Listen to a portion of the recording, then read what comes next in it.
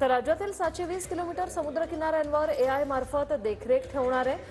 26/11 हल्ल्याची पुनरावृत्ती रोखण्यासाठी एआयचा वापर करणार। मत्स्य आणि बंदर विकास मंत्री नितेश राणेंची ही मोठी घोषणा। देशद्रोही कृत्यांना आळा घालण्यासाठी एआयचा वापर करण्यात येणार आहे।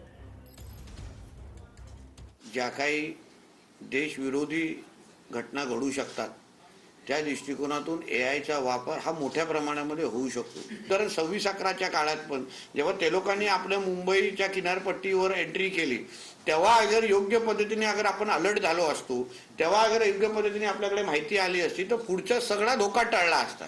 आणि म्हणूनच आज जे काही हे तरुण विद्यार्थी आमच्या समोर बसले ज्यांनी एआय या क्षेत्रामध्ये फार मोठ्या प्रमाणामध्ये त्यांनी आयडियाज त्यांच्याकडे आहेत, म्हणजे जेणेकरून एआयच्या माध्यमातून आमच्या किनारपट्टीला अजून सुरक्षित ठेवणं हा जो काय आपल्या सगळ्यांचा हेतू होता तो आजच्या ह्या बैठकीच्या निमित्ताने पुढे जात असताना मला दिसतोय।